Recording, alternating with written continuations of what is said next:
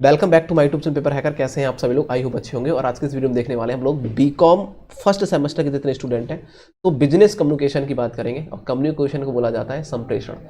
Communication को संप्रेषण बोला जाता है और व्यवसाय संप्रेषण बोल सकते हैं इसको। हिंदी का जो पेपर हो जाएगा इसमें आपके एमसीक्यू क्वेश्चन जो बनने वाले हैं, बहुविकल्पी क्वेश्चन 2022 में आने वाले क्वेश्चन की बात करने वाला हूं। ये आपको जो पेपर होने वाला है बहुत छात्रों के एमसीक्यू क्वेश्चन आएंगे, तो उन छात्रों से बात करने वाला हूं कि यहां से जो क्वेश्चन मैं आपको बताने वाला हूं एक भी क्वेश्चन बाहर नहीं जाने वाला है। तो चैनल को भी सब्सक्राइब कर लेना, बेल आइकन को प्रेस कर देना। मैं आपसे वादा कर सकता हूं आप हमारे नोट्स को भी डाउनलोड कर पाएंगे। इस नोट्स को आप देख रहे हैं, इसको भी नोट्स को डाउनलोड कर पाएंगे, लिंक डिस्क्रिप्शन बॉक्स में है। ठीक है, आप डाउनलोड कर लीजिए। एमसीक्यू क्वेश्चन है, जिसके एमसीक्यू क्वेश्चन आ रहा है वो एमसीक्यू क्वेश्चन कर ले, जिसका रिटन एग्जाम आ रहा है, रिटन मतलब लिखित परीक्षा आ रही है, तो वो भी कर सकता है। लिंक डिस्क्रिप्शन बॉक्स में दोनों के दे रखे हैं। आप हमारे टेलीग्राम चैनल को ज्वाइन कर लीजिए। टेलीग्राम चैनल पर सारे लिंक हम प्रोवाइड करा रहे हैं, सारे लिंक आपको दे रहे हैं ताकि आप वहां से सिंपल तरीके से देखकर अच्छी तरीके से लिंक पर टच करके आप सीधे डाउनलोड कर सकते हैं। कहीं भी आपको जाने की समस्या नहीं, कहीं देखने की समस्या नहीं कि आप कहां देखो, कैसे करो, क्या करने वाले हो, तो ये सब का जिम्मेदारी हम पे छोड़ दीजिए, हम करेंगे। तो बेटा यहां क्या करना है ध्यान से देखेंगे। हाँ, पहला क्वेश्चन आपके सामने है और इन क्वेश्चनों के आंसर देने की कोशिश करेंगे। मैं एक वीडियो में सारा निपटा दूंगा, कोई दिक्कत नहीं। आपको सारा निपटा दूंगा यार, कुछ ना है। चलो यहां देखिए, जितना चलते हैं उसको देखते हैं। यहां बोला गया है संप्रेषण शब्द की उत्पत्ति किस भाषा के यहां बोला गया है कम्युनिकेटर शब्द से हुई है। बताइए, जो कम्युनिकेटर जो शब्द हुआ है वो कौन से शब्द से हुई है? संप्रेषण की उत्पत्ति, जैसे कहते हैं कम्युनिकेशन की उत्पत्ति कहां से, कौन सी भाषा से हुई है? तो आपको सभी का आंसर आएगा ऑप्शन नंबर होगा लैटिन भाषा से हुई है। जिसने भी ऑप्शन नंबर दिया है बी बिल्कुल आएगा, लैटिन भाषा से। ठीक है, तो लैटिन भाषा की उत्पत्ति से हुई है संप्रेषण की उत्पत्ति, जिसे कम्युनिकेशन बोला जाता है। नेक्स्ट दूसरा क्वेश्चन यहां बोला गया है संप्रेषण एक व्यक्ति द्वारा दूसरे व्यक्ति को किसी सूचना या विश्वास का हस्तांतरण है। यह परिभाषा किसने दी थी? बताइए, सभी लोग कमेंट सेक्शन में बताएंगे इसकी परिभाषा किसने दी थी। तो डेलस बीज ने दी थी। ऑप्शन नंबर सी को लॉक करेंगे, जिसने सी को बिल्कुल राइट होगा। नेक्स्ट क्वेश्चन यहां बोला गया है संप्रेषण एक व्यक्ति से दूसरे व्यक्ति को सूचना या फिर समझ हस्तांतरित करने की प्रक्रिया है। यह परिभाषा किसकी है? बताइए, यह परिभाषा किसकी है? मोस्ट इंपोर्टेंट क्वेश्चन है आपके एग्जाम के लिए। तो कहेंगे कीथ डेविस की है। ऑप्शन नंबर जिसने भी डी को लॉक किया है परम सत्य आंसर होगा। नेक्स्ट क्वेश्चन यहां बोला गया संप्रेषण दो या दो से अधिक व्यक्तियों के मध्य तथ्यों, विचारों और संपत्तियों अथवा भावनाओं का विनिमय है। यह किसने कहा था? यह किसने कहा था? सभी लोग कमेंट सेक्शन में बताएंगे। बताइए, यहां यह कहा का न्यूमैन और समर ने। ऑप्शन नंबर बी को लॉक करेंगे। नेक्स्ट क्वेश्चन आपके सामने है, इस क्वेश्चन को देखिए। कह रहा है एक व्यवसाय, ठीक है, यहां देखिए, जस्ट मोमेंट रुकेंगे, देखिए इसको ध्यान से देखेंगे। देखिए पांचवा क्वेश्चन आपके सामने, इस क्वेश्चन को देखिए। कह रहा है एक व्यवसाय के लिए संदेश वाहक का उतना ही महत्व है जितना कि एक व्यक्ति के लिए रक्त संचार का। ठीक है, तो ये कथन किसका है? अब ये कथन के बारे में डिस्कस करना है। ये कथन किसका है? देखिए ध्यान से, एक बार इस क्वेश्चन का आंसर देंगे। अथवा में एक दूसरा तरीके का क्वेश्चन भी आपसे पूछा जाता है। आप दूसरे तरीके का क्वेश्चन देख सकते हैं कि संप्रेषण व्यवसाय के लिए उसी तरह आवश्यक है जिस प्रकार मनुष्य के लिए जीवन रक्त का प्रवाह आवश्यक होता है। इस तरीके से भी आपसे परिभाषा पूछ लेता है। परिभाषा दोनों ये एक ही व्यक्ति द्वारा दी गई थी, उसका नाम आपको बताना है। क्या रहने वाला है? फटाफट इस क्वेश्चन का आंसर देंगे, क्या रहेगा? कीथ डेविस के द्वारा दी गई थी। ऑप्शन नंबर जिसने भी सी को लॉक किया है परम सत्य आंसर होगा। नेक्स्ट क्वेश्चन, अभी तक आपने हमारे यूट्यूब पेपर हैकर को सब्सक्राइब नहीं किया तो कर लीजिए और हमारे नोट्स को भी आप डाउनलोड कर सकते हैं। नोट्स का लिंक डिस्क्रिप्शन बॉक्स में दे रखा है। नोट्स का जो लिंक है वो डिस्क्रिप्शन बॉक्स में जाके चेक कर लीजिए। हमारा व्हाट्सअप नंबर है, आप हमें मैसेज करिए, वहां भी हम आपको रिप्लाई करेंगे और वहां पर आपको लिंक दे सकते हैं जो आप मांगेंगे। चलो इस क्वेश्चन को देखेंगे। यहां बोला गया है प्रबंधकीय कार्यों की सफलता प्रभावी संप्रेषण पर निर्भर करती है। यह कथन किसका है? आपको कॉमेंट सेक्शन में बताना है। बताइए, ये कथन किसका है? सब लोग कमेंट सेक्शन में बताएंगे। थियो, बिल्कुल ठीक है बेटा, जिसने भी ऑप्शन नंबर दिया है बी को लॉक किया है। थियो जो हेमन का है, थियो हेमन बोल सकते हैं। ऑप्शन नंबर बी को लॉक करेंगे। नेक्स्ट क्वेश्चन है संप्रेषण क्या है बेटा? संप्रेषण है क्या? बताइए, संप्रेषण क्या है? तो आप कहोगे उपरोक्त सभी एक संप्रेषण है। देखिए उपरोक्त सभी क्या है? एक संप्रेषण है। यहां देखो क्या है, ये सतत प्रक्रिया भी एक संप्रेषण कहलाती है। और ये कह सकता है, यहां बोला गया है, देखिए ये एक जो प्रबंधकीय प्रक्रिया होती है वो भी एक संप्रेषण कहलाती है, साथ ही साथ द्विमार्गीय प्रक्रिया भी संप्रेषण कहलाती है, जिसे कम्युनिकेशन बोलते हैं। नेक्स्ट क्वेश्चन आपके सामने पूछा गया संप्रेषण है, देखिए यहां भी पूछा गया संप्रेषण क्या है, तो कला और विज्ञान दोनों एक संप्रेषण होते हैं, आपको सभी को पता होगा। जिसने भी ऑप्शन नंबर किया है, देखो कला और विज्ञान दोनों, ऑप्शन नंबर सी को लॉक किया, परम सत्य आंसर होगा। नेक्स्ट क्वेश्चन आपके सामने है, एक बार देख लेंगे सभी लोग, देखिए ध्यान से। नमा क्वेश्चन है, संप्रेषण का आवश्यक तत्व कौन से होते हैं, तो ऐसा क्वेश्चन आपसे पूछता है कि संप्रेषण के आवश्यक तत्व जो है वो कौन कौन से हैं, बताइए। तो आपका सभी का आंसर आना चाहिए उपरोक्त सभी है। देखो संदेश प्राप्त करना भी एक संप्रेषण का कार्य होता है, मतलब आवश्यक तत्व होता है, और संदेश वक्ता अथवा लेखक भी एक संप्रेषण का तत्व होता है, इस प्रकार से कह सकते हैं, एलिमेंट होता है। और साथ ही संदेश प्राप्त करता भी या कविता की जो प्रतिपुष्टि करता है वो भी क्या होता है, एक संप्रेषण का एक तत्व होता है। नेक्स्ट क्वेश्चन 10वां क्वेश्चन है, किस संस्कृति में हाथ मिलाना एक लंबी प्रक्रिया है, मतलब कह रहा है ऐसी कौन सी संस्कृति है जिसमें हाथ मिलाना एक लंबी प्रक्रिया है, बताइए। देखो हाथ मिलाना एक लंबी प्रक्रिया है, वो कैसा है, तो आप सभी को बताऊंगा, वो होता है Spain. Spain option number D को लॉक करेंगे। नेक्स्ट क्वेश्चन यहां बोला गया संप्रेषण के मध्य, आप याद रखना, ये समझ लेना, मैं आपको 2-3 बुकों से इंपोर्टेंट जो क्वेश्चन है मैं अपनी तरफ से भी उसमें ऐड कर रहा हूं, 2 बुक का यूज कर रहा हूं, और तीसरा अपनी तरफ से कुछ इंपोर्टेंट क्वेश्चन होते हैं वो उनको ऐड करके मैं आपको दे रहा हूं, ठीक है। ध्यान रखना, हमारे नोट्स को आप जरूर डाउनलोड कर लेना पेपर देने से पहले। याद रखना, यदि आपको 85% प्लस चाहिए, मतलब कि आप टॉप करने वाले हो इस बार, समझ रहे हो, तो आप फटाफट हमारे यूट्यूब चैनल पेपर हैकर को सब्सक्राइब कर लो। यहां देखो बोला है संप्रेषण के संबंध में गलत है, बताइए संप्रेषण के संबंध में क्या गलत है,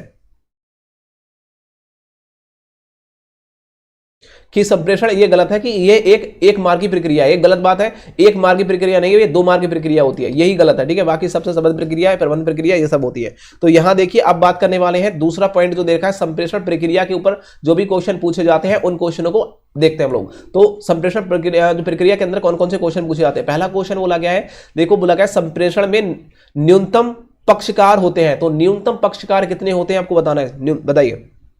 तो बिल्कुल ठीक है बेटा, दो पक्षकार होते हैं, एक तो एक खुद व्यक्ति होता है, एक दूसरा इसको सलाह देने वाला होता है, 2 व्यक्ति होते हैं। यहां बोला गया संप्रेषण प्रक्रिया के तत्व होते हैं, कितने तत्व होते हैं बेटा, संप्रेषण प्रक्रिया के 7 तत्व होते हैं, इस बात को याद रखना है।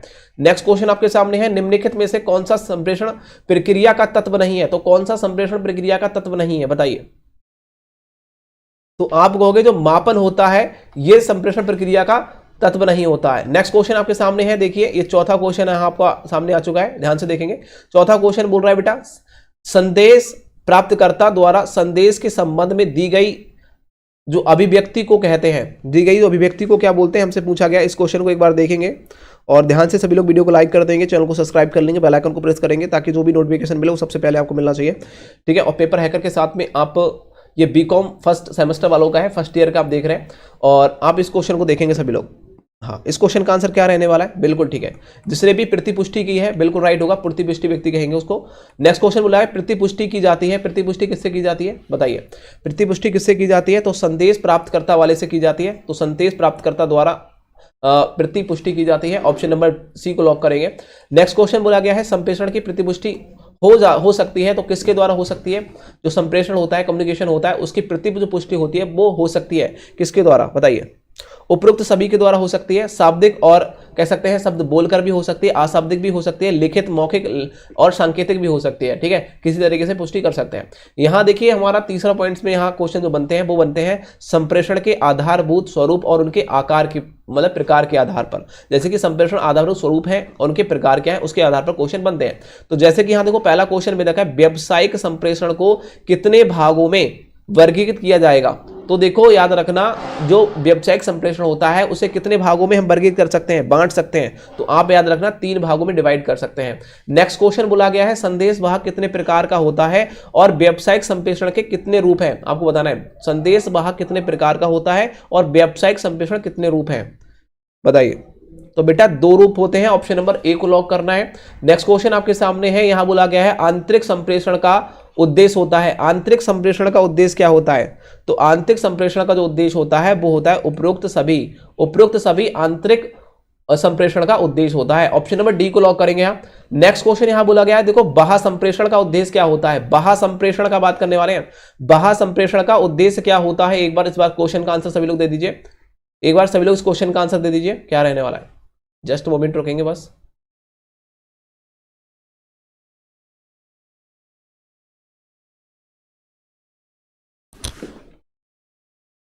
देखिए यहां बोला गया है, इस क्वेश्चन को देखिए, बाह्य संप्रेषण का उद्देश्य क्या होता है, तो आप सभी कहेंगे ये हो जाएगा उपरोक्त सभी बेटा। इसका क्वेश्चन का आंसर भी आपका उपरोक्त सभी होगा, ठीक है। ऑप्शन नंबर डी की बात करेंगे, देखो डी से राइट होगा। नेक्स्ट क्वेश्चन आपके सामने है, इस क्वेश्चन को एक बार देखेंगे क्या रहने वाला है। इसको देखिए, यहां कह रहा है कि संप्रेषण का स्वरूप हो सकता है, तो संप्रेषण का स्वरूप कौन सा हो सकता है आपको बताना है। बिल्कुल ठीक है, जिसने भी 5 का ऑप्शन बिल्कुल ठीक है, उपरोक्त सभी हो जाएगा। लिखित और मौखिक भी हो सकता है स्वरूप, और एक कह सकते हैं एक मार्गीय, द्विमार्गीय और त्रिस्तरीय भी हो सकता है, और अधोमुखी और ऊर्ध्वमुखी भी हो सकता है। ऑप्शन नंबर डी की ओर जाएंगे। नेक्स्ट क्वेश्चन बोला लिखित संदेश वाहक का माध्यम होता है, बताइए कौन सा माध्यम होता है संदेश वाहक का। लिखित संदेश वाहक का जो होता है वो होता है ईमेल का माध्यम। ऑप्शन नंबर क्या होता है बेटा, ईमेल के माध्यम से कर सकते हैं। नेक्स्ट क्वेश्चन बोला गया लिखित संदेश वाहक का माध्यम होता है, बताइए माध्यम कौन सा होता है, लिखित संदेश वाहक का माध्यम होता है।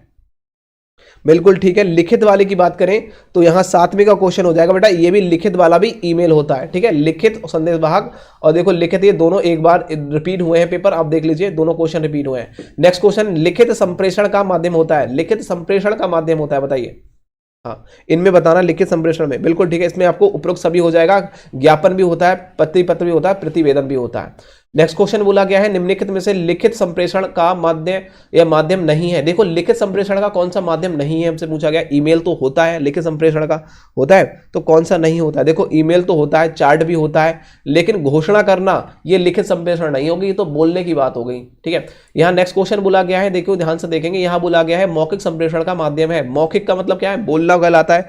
आप बोलेंगे तो कौन कौन से बोलेंगे, भाषण से भी बोलेंगे, सामूहिक संदर्भ और आमने सामने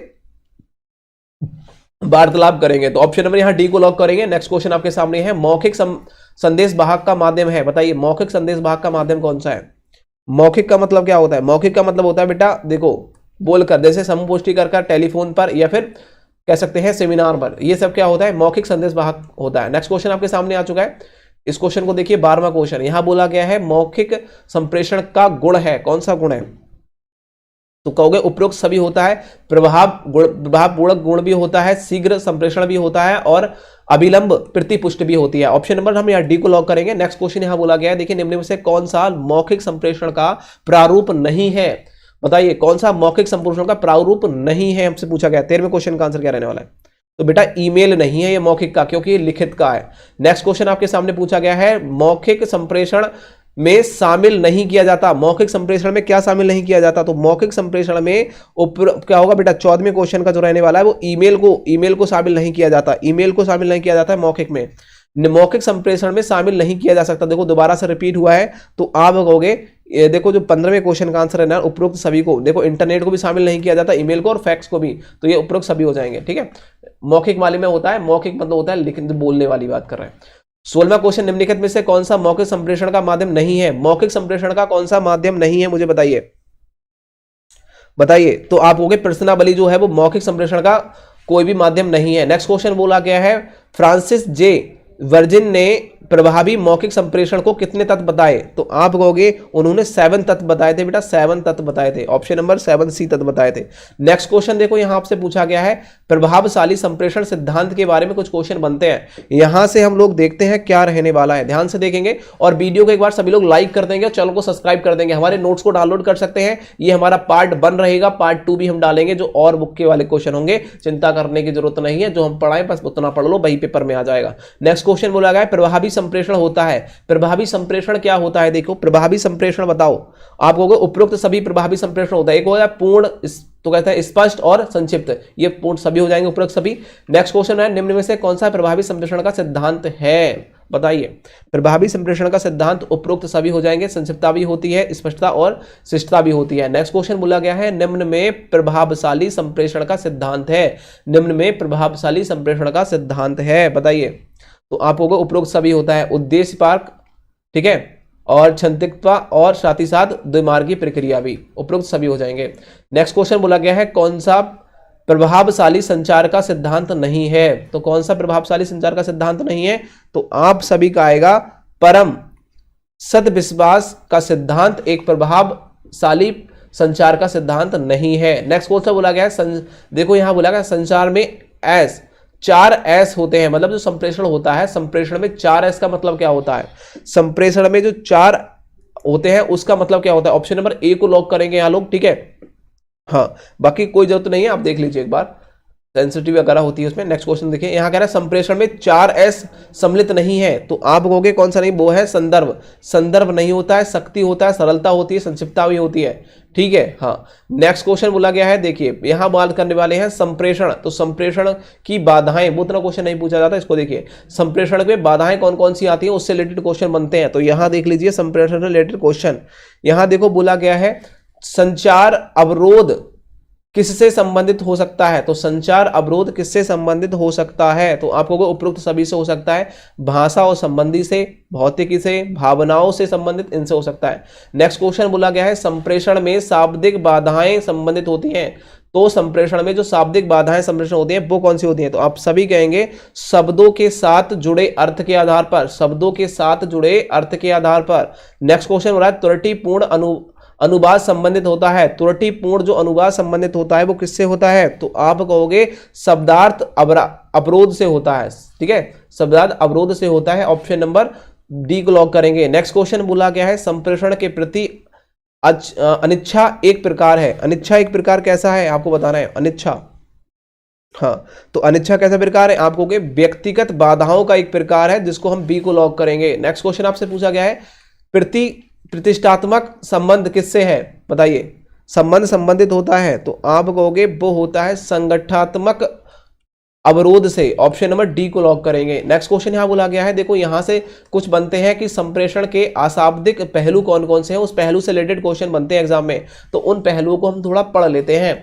यहां देखिए पहला क्वेश्चन बोला गया है संप्रेषण वे सभी माध्यम अशाब्दिक संप्रेषण में शामिल होते हैं जो ना तो लिखित और ना ही मौखिक शब्दों में व्यक्त होते हैं, ठीक है, या व्यक्त है, तो ये परिभाषा किसने दी थी, आपको सभी को बताना है ये परिभाषा किसने दी थी, बताओ। रेमंड और जॉन ने दी थी, ऑप्शन नंबर ए को लॉक करेंगे, रेमंड और जॉन ने दी थी।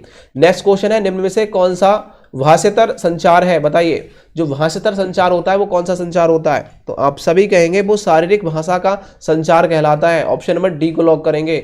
नेक्स्ट क्वेश्चन बोला गया है अशाब्दिक संप्रेषण का प्रकार है, तो अशाब्दिक जो संप्रेषण का प्रकार होता है वो कैसा होता है, बताइए, वो होता है उपरोक्त सभी, ठीक है, जिसे कहते हैं भाषा प्रतिरूप भी होता है और शारीरिक भाषा भी होता है, संकेत भाषा भी होता है। नेक्स्ट क्वेश्चन बोला गया है अशाब्दिक संप्रेषण का रूप है, अशाब्दिक संप्रेषण का रूप कौन सा है, तो आप कहोगे उपरोक्त अशाब्दिक संप्रेषण का रूप होता है, वो होता है शारीरिक, सांकेतिक और भाषा प्रतिरूप। नेक्स्ट क्वेश्चन बोला गया है अशाब्दिक संप्रेषण के अंतर्गत आता है, अशाब्दिक जो संप्रेषण के अंतर्गत आता है वो क्या आता है, बताइए, तो आप कहोगे उपरोक्त सभी आता है, तो संकेत भी आते हैं, चिन्ह भी आते हैं और उचित चिन्ह भी आते हैं। नेक्स्ट क्वेश्चन बोला गया है, देखो ध्वनि संकेत भाषा को कहते हैं, ध्वनि संकेत भाषा को क्या कहते हैं, ध्वनि संकेत भाषा को कहते हैं, तो वो कहते हैं बेटा ध्वनि जो संकेत भाषा होती है उसे कहते हैं श्रव्य संकेत भाषा बोला जाता है, ऑप्शन नंबर बी को लॉक करेंगे। बेटा नोट्स को आप डाउनलोड कर लेंगे, चैनल पे पहली बार आए चैनल को सब्सक्राइब कर लेंगे, बेल आइकन को प्रेस करेंगे, दोस्तों को शेयर करेंगे। एक हमारा फेसबुक पेज है जिसका लिंक डिस्क्रिप्शन बॉक्स में है, जाके उसको भी सब्सक्राइब कर लीजिए, टेलीग्राम को ज्वाइन हो जाइए, वहां को आपको नोट्स के सारे लिंक मिल जाएंगे, ठीक है। चलो यहां बोला गया दृश्य संकेत भाषा में निम्नलिखित है, दृश्य संकेत भाषा में निम्नलिखित क्या होता है, बताइए, तो आप कहोगे उपरोक्त सभी, एक होता है पोस्टर भी होता है, रेखा चित्र भी होता है और कार्टून भी बने होते हैं उस पे। 8वें क्वेश्चन को देखिए, यहां कह रहा है निम्न से कौन सा दैनिक भाषा का रूप नहीं है, बताइए कौन सा दैनिक भाषा का रूप नहीं है, तो आप कहोगे मौखिक जो वार्तालाप होती है वो एक दैनिक भाषा का रूप नहीं होता है, ठीक है। चलो 9वां क्वेश्चन बोला गया है, इस क्वेश्चन को एक बार पढ़ लो ध्यान से। यहां कहा जा रहा है कि पार्श्व भाषा का भाग है, पार्श्व भाषा कौन सी होती है बेटा, उपरोक्त सभी पार्श्व भाषा का आवाज, जैसे आवाज उच्चा कह सकते हैं, उच्चा वजन होता है वचन, ठीक है, उच्चा वचन बोलते हैं इसको, और आवाज या शब्द जो दाब होती है वो पार्श्व भाषा कहलाती है। लाल रंग दर्शाता है, लाल रंग किसको दर्शाता है, बताइए, आप कहोगे लाल रंग जो दर्शाता है वो उत्तेजना को दर्शाता है, ऑप्शन नंबर की जिसने भी दिया है ए ऑप्शन राइट होगा। नेक्स्ट क्वेश्चन बनाए कौन सा शारीरिक भाषा का स्वरूप है, कौन सा शारीरिक भाषा का स्वरूप है आपको ये बताना है, तो जिसने भी दिया है चिंपू, चिंपू क्या है बेटा, ये शारीरिक भाषा का स्वरूप है। नेक्स्ट क्वेश्चन बोला गया है कौन सा समीपी भाषा का प्रारूप है, बताइए, प्रारूप पूछा गया है यहां, समीपी भाषा का प्रारूप कौन सा है, जिसने भी दिया है परिवेश, बिल्कुल राइट होगा परिवेश, ऑप्शन नंबर डी को लॉक करेंगे। नेक्स्ट क्वेश्चन बोला गया, देखो इस तरीके का आपको एक चिन्ह देखने को मिल रहा है, ये देखिए ध्यान से, ये संकेत किसका होता है बताइए, ये किसका संकेत होता है, ये होता है टेलीविजन बूथ का। जिसने भी ऑप्शन नंबर ए को लॉक किया है परम सत्ता आंसर होगा। नेक्स्ट क्वेश्चन बोला गया चेहरा आईना, जो चेहरा आईना है वो कैसा होता है, हृदय का होता है, मस्तिष्क का होता है, आंखों का कह सकते हैं, या फिर जिगर का, बताइए। तो बेटा जो चेहरा कह सकते हैं, चेहरा जो आईना होता है वो मस्तिष्क का होता है। ऑप्शन नंबर जिसने भी दिया है ए बिल्कुल राइट होने वाला है। यहां बोला गया दृश्य संकेत भाषा में सम्मिलित नहीं है, दृश्य संकेत भाषा में सम्मिलित नहीं है, क्या नहीं होता है, तो आपको कह सकते हैं विद्युत जो घंटी होती है वो दृश्य संकेत भाषा में सम्मिलित नहीं होती है। नेक्स्ट क्वेश्चन बोला गया संकेत भाषा होती है, संकेत भाषा कैसी होती है, तो आप सभी कहेंगे अशाब्दिक होती है। संकेतिक भाषा कैसी होती है, अशाब्दिक, ठीक है, ऑप्शन नंबर बी को लॉक करेंगे। चलो अब 7वें पॉइंट में आ जाइए। 7वां पॉइंट हमसे बोल रहा है कि प्रभावी जो श्रवणता होती है वो क्या होती है, बताइए। अब देखो यहां से क्वेश्चन बनेंगे आपके एग्जाम में। यहां बोला गया है श्रवण प्रक्रिया में कितनी क्रियाएं सम्मिलित होती हैं, तो श्रवण प्रक्रिया में कितनी क्रियाएं सम्मिलित होती हैं आपसे पूछा गया है, बताइए। ध्यान से देखेंगे कितनी प्रक्रिया होती है, तो आपको 4 प्रक्रियाएं सम्मिलित होती हैं। नेक्स्ट क्वेश्चन बोला गया है प्रभावी श्रवणता का आवश्यक तत्व कौन सा होता है। प्रभावी श्रवणता का जो आवश्यक तत्व होता है वो उपरोक्त सभी होते हैं, केंद्र करने की क्षमता और अनुकूल दृष्टिकोण और शारीरिक मुद्रा भी होती है। यहां बोला गया है जो फिडलर मॉडल था, ठीक है, फिडलर मॉडल वो सम्मिलित किससे था, आपको बताना है। जो फिडलर मॉडल था वो किससे संबंधित था, तो आप सभी कहेंगे श्रवणता से संबंधित था। ऑप्शन नंबर सी को लॉक करेंगे। नेक्स्ट क्वेश्चन को बोला गया है प्रभावशाली श्रवण ये वह है जिसमें संदेश क्या होता है, तो आप कहेंगे उपरोक्त सभी संदेश होते हैं उचित प्रकार से समझा गया हो और उचित प्रकार से प्राप्त किया गया हो और उचित प्रक्रिया दी गई हो, वो एक प्रभावशाली श्रवण होता है, ठीक है। नेक्स्ट क्वेश्चन बोला गया है प्रभावशाली श्रवणता की बाधा क्या होती है, कौन कौन सी बाधाएं आ जाती हैं, तो आपको उपयुक्त संदेश की जो क्लिष्टता होती है और श्रवणता की कठिनाई और कह सकते हैं घमंडी स्वभाव जो होता है वो प्रभावी श्रवणता में बाधा डालता है। नेक्स्ट 8वां यहां पॉइंट में देखेंगे, 8वें पॉइंट से क्वेश्चन बनते हैं, जैसे कि जो साक्षात्कार जो कौशल होता है उससे रिलेटेड बनते हैं। तो बोला गया है साक्षात्कार जो प्रक्रिया के चरण कितने होते हैं, तो साक्षात्कार क्रिया के जो चरण होते हैं प्रक्रिया के वो 3 होते हैं। नेक्स्ट क्वेश्चन बोला गया है उद्देश्य के आधार पर साक्षात्कार को कितने भागों में बांटा गया है, साक्षात्कार को कितने भागों में बांटा गया है, बताइए। तो आप सभी कहेंगे ये 3 भागों में डिवाइड किया गया है। नेक्स्ट क्वेश्चन यहां बोला गया है, देखिए यहां बोला गया है कार्य के आधार पर साक्षात्कार का वर्गीकरण कितने भागों में किया गया है या किया जाता है, तो आप सभी कहेंगे बेटा जो किया जाता है वो 3 भागों में वर्गीकृत किया जाता है या बांटा जाता है, बात वही होता है। नेक्स्ट क्वेश्चन निम्न में से साक्षात्कार का रूप है, तो आप कहोगे उपरोक्त सभी एक साक्षात्कार का रूप होता है, एक कह सकते हैं निर्णय करना, गहन करना और प्राथमिक साक्षात्कार, ये तीनों क्या होते हैं, उपरोक्त सभी हो जाएगा। नेक्स्ट क्वेश्चन बोला गया है साक्षात्कार का उद्देश्य है, बताइए साक्षात्कार का उद्देश्य क्या होता है, तो साक्षात्कार का जो उद्देश्य होता है उपरोक्त सभी होते हैं, व्यवहार का अध्ययन करना और बुद्धि लब्धि ज्ञान ज्ञात करना और संप्रेषण करना, ये सभी हो जाएंगे। ऑप्शन नंबर डी को लॉक करेंगे। नेक्स्ट क्वेश्चन यहां बोला गया है साक्षात्कार प्रणाली का प्रयोग किस प्रकार के साक्षात्कारदाताओं के लिए किया जा सकता है, तो आप कहेंगे ऑप्शन नंबर जो 6 का रहने वाला है उपरोक्त सभी के लिए, शिक्षक के लिए, टीचर के लिए, अशिक्षक के लिए और अर्ध शिक्षक के लिए भी कर सकते हैं। नेक्स्ट क्वेश्चन बोला गया है रोजगार हेतु आवेदकों का मूल्यांकन करने के लिए नियोक्ता आयोजित करता है, तो नियोक्ता किसको आयोजित करता है, तो आप सभी कहेंगे साक्षात्कार को नियुक्त करता है। ऑप्शन नंबर सी को लॉक करेंगे।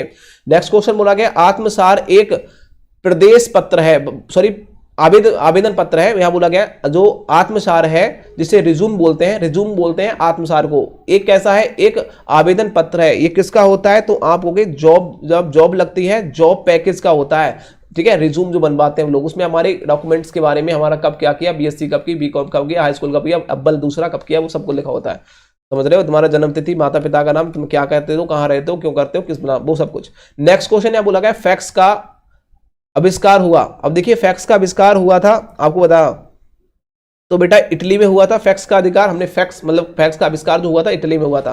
फैक्स का आविष्कार कब हुआ, तो आप कहेंगे जो हुआ था वो 1842 में हुआ था। ऑप्शन नंबर ए को लॉक करेंगे। नेक्स्ट क्वेश्चन यहां बोला गया है भारत में पेजर का प्रयोग सर्वप्रथम हुआ, पेजर का प्रयोग सबसे पहले भारत में कब हुआ था, तो आप कहोगे 1982 में हुआ था। ऑप्शन नंबर बी को लॉक करेंगे।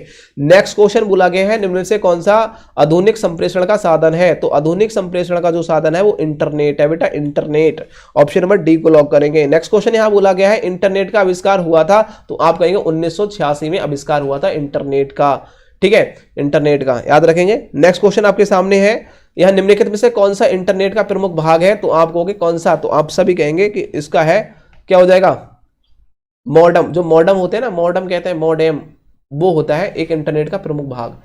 www का पूर्ण रूप क्या होता है, www की फुल फॉर्म हमसे पूछा है, वर्ल्ड वाइड वेब्स बोलते हैं, जिसने भी ऑप्शन नंबर दिया है ए ऑप्शन बिल्कुल राइट होगा।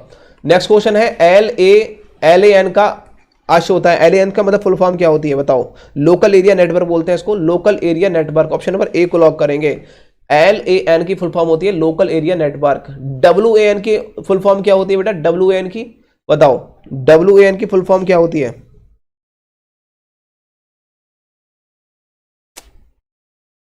WAN की फुल फॉर्म होती है, जिसने भी बोला है world area network. Option number A को लॉक करेंगे।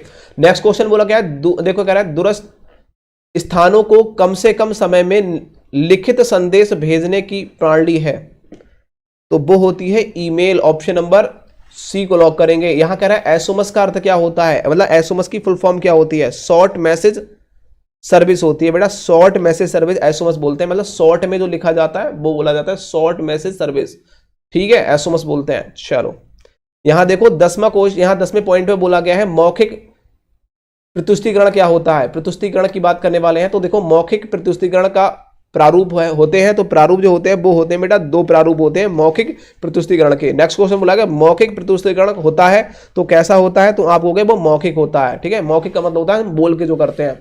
यहां बोला है कंपनी की वार्षिक धारणाएं, वार्षिक साधारण भाषा में अक्षीय भाषण का संबोधन होता है, तो आप सभी कहेंगे वो होता है बेटा, जिसने भी ऑप्शन नंबर दिया है ये अंशधारियों को, ऑप्शन नंबर जिसने भी दिया अंशधारियों को बिल्कुल राइट होगा, डी राइट होगा। सार्वजनिक प्रस्तुतिकरण का उद्देश्य है, बताइए सार्वजनिक प्रस्तुतिकरण का उद्देश्य क्या होता है, ये होता है तकनीकी ज्ञान देना। ऑप्शन नंबर जिसने ए को लॉक किया परम सत्य आंसर होगा बेटा। नोट्स को आप डाउनलोड कर लेना, नोट्स का लिंक डिस्क्रिप्शन बॉक्स में है, और पीडीएफ को डाउनलोड कर सकते हैं। पीडीएफ जो मैं आपको दिखा रहा हूं, इस पीडीएफ को नोट्स का डाउनलोड कर पाएंगे रिटन के लिए और एमसीक्यू क्वेश्चन दोनों के लिए, ऑब्जेक्टिव टाइप के लिए आप हमारे नोट्स को डाउनलोड कर लीजिए। पहली बार चैनल पे आए तो चैनल को सब्सक्राइब कर लीजिए। नेक्स्ट क्वेश्चन बोला गया है, देखिए यहां बोला गया है शिकारी पत्र किन कारणों से लिखा जाता है, जो शिकायती पत्र होता है वो किन कारणों से लिखा जाता है, तो शिकायती पत्र की बात करने वाले हैं बेटा। सभी लोग इस क्वेश्चन का आंसर बताएंगे क्या रहेगा, तो आप कहेंगे उपरोक्त सभी के कारणों से। आप देख रहे हो खराब माल आने पर, माल की गलत मात्रा मिलने पर, ठीक है, नमूने के अनुसार माल ना होने पर, ये सभी क्या है आप शिकायती पत्र लिखेंगे। नेक्स्ट क्वेश्चन बोला गया है समान सूचना बहुत से व्यक्तियों को प्रोत्साहित करने के लिए उपक्रम प्रयोग करता है, और एक ही सूचना बहुत से व्यक्तियों को प्रेषित करने हेतु निम्नलिखित में से कौन सी विधि का प्रयोग किया जाता है। तो 10वां क्वेश्चन जो बोला गया है वो बोला गया है ऑप्शन नंबर परिपत्र के लिए, जिसे हम गस्ती पत्र भी बोलते हैं। ऑप्शन नंबर हम सी को लॉक करेंगे। नेक्स्ट क्वेश्चन यहां बोला गया है गस्ती पत्र लिखा जाता है, तो गस्ती जो पत्र होता है वो कब लिखा जाता है, उपरोक्त सभी में लिखा जाता है। कहते हैं नई शाखा खोलने पर गस्ती पत्र लिखेंगे, नवीन उत्पादन विज्ञापन हेतु भी गस्ती पत्र लिखेंगे, और किसी साझेदार के अवकाश ग्रहण करने पर भी हम गस्ती पत्र का उपयोग करते हैं, मतलब यूज करते हैं। नेक्स्ट क्वेश्चन बोला गया है यहाँ कार्यालय पत्राचार क्या होता है, जो कार्यालय पत्राचार होता है उसके बारे में। देखो यहाँ बोला गया है निम्नलिखित से कौन कार्यालय पत्र के अंतर्गत आता है, तो आप सभी कहेंगे वो होता है बेटा कौन सा आता है, परिपत्र आता है। ऑप्शन नंबर जिसने भी लॉक किया है ए को बिल्कुल राइट होगा। नेक्स्ट क्वेश्चन यहां बोला गया है, देखिए निम्नलिखित से कौन सा कार्यालय पत्र नहीं है, तो कौन सा कार्यालय पत्र नहीं है, तो आप कहेंगे वो है निमंत्रण जो पत्र होता है वो कार्यालय पत्र नहीं होता, अधिसूचना संदेश प्रेस ये तो होता है कार्यालय पत्र। नेक्स्ट क्वेश्चन है निम्नलिखित में से कौन सा पत्र कार्यालय पत्र की श्रेणी में नहीं आता है, तो वो नहीं आता है बेटा आवेदन पत्र, ठीक है, आवेदन पत्र क्या होता है एक कार्यालय पत्र के अंतर्गत नहीं आता है। नेक्स्ट क्वेश्चन है निम्न से कौन सा कार्यालय समाचार कार्यालय पत्रचार नहीं है, कार्यालय पत्रचार कौन सा नहीं है, तो आप कहेंगे वो है देखो संपादक के नाम पत्र, ऑप्शन नंबर ए को लॉक करेंगे। नेक्स्ट क्वेश्चन यहां बोला गया है, जब किसी एक अधिकारी द्वारा दूसरे अधिकारी का व्यक्तिगत ध्यान आकर्षित करने हेतु पत्र लिखा जाता है तो वह क्या कहलाता है? तो आप सभी को पता होगा, उसे अर्ध सरकारी पत्र बोलते हैं। ठीक है, अर्ध सरकारी पत्र बोला जाता है। नेक्स्ट क्वेश्चन बोला गया है, जब किसी गोपनीय विषय पर किसी अधिकारी की राय लेनी हो तो किस पत्र का उपयोग किया जाएगा? तो आप सभी को पता होगा, जब किसी अधिकारी से गोपनीय आप उसे शिकायत मतलब कुछ हेल्प लेने चाह रहे हो, ठीक है, तो मतलब एक विषय में, किसी विषय में आप गोपनीय तरीके से राय लेना चाह रहे हो तो उसमें होगा अर्ध सरकारी पत्र का आप यूज करेंगे। ऑप्शन नंबर हम सी को लॉक करेंगे। नेक्स्ट क्वेश्चन है, निम्न में से कौन सा पत्र अनौपचारिक होता है? कौन सा पत्र अनौपचारिक होता है? तो यहां देख सकते हैं कौन सा पत्र अनौपचारिक होता है, तो आप कहेंगे अर्ध सरकारी जो पत्र होता है, सॉरी शासकीय पत्र जो होता है, अर्ध संस्कारी पत्र जो होता है वो हमारा औपचारिक पत्र होता है। नेक्स्ट क्वेश्चन बोला गया सरकारी पत्र है, सरकारी पत्र कौन सा है एक बार देखेंगे, सरकारी पत्र कौन सा है? 8वें क्वेश्चन को लॉक करेंगे सभी लोग। हाँ, वो तो होता है, देखो 8वें क्वेश्चन जिसने भी ऑप्शन नंबर ए दिया है, ज्ञापन, सरकारी पत्र ज्ञापन से रिलेटेड होता है। नेक्स्ट क्वेश्चन देखो, यहाँ प्रतिवेदन लेखक के ऊपर एक पॉइंट बनता है और इस पॉइंट से कुछ क्वेश्चन बनते हैं, मैं उन क्वेश्चन को आपको दे रहा हूं। पहला क्वेश्चन बोला गया है, निम्न में प्रतिवेदन है, एक प्रतिवेदन कौन सा है बताइए? आप कहोगे उपरोक्त सभी प्रतिवेदन है, क्यों? क्योंकि योजना प्रतिवेदन भी एक है, सरकारी प्रतिवेदन और शिकायती प्रतिवेदन ये सभी होते हैं। नेक्स्ट क्वेश्चन बोला गया है, एक प्रभावशाली आवेदन का प्रमुख भाग लक्षण क्या होता है? एक प्रभावशाली प्रतिवेदन का प्रमुख लक्षण क्या होता है? तो आप सभी कहेंगे वो होता है बेटा उपरोक्त सभी हो जाएगा। ठीक है, संक्षिप्तता भी होती है, स्पष्टता और शुद्धता। ऑप्शन नंबर डी को लॉक करेंगे। नेक्स्ट क्वेश्चन है, कौन सा व्यावसायिक रिपोर्ट का गुण नहीं है? तो आपको सभी को होगा वो है औपचारिक, औपचारिकता जो होता है एक व्यावसायिक रिपोर्ट का गुण नहीं होता है। नेक्स्ट क्वेश्चन बोला गया है प्रतिवेदन होता है, तो प्रतिवेदन देखो बोला गया है, यहां देखेंगे ध्यान से, प्रतिवेदन होता है, प्रतिवेदन किसमें होता है? तो आप कहेंगे वो लिखित प्रतिवेदन होता है। ऑप्शन नंबर ए को लॉक करेंगे।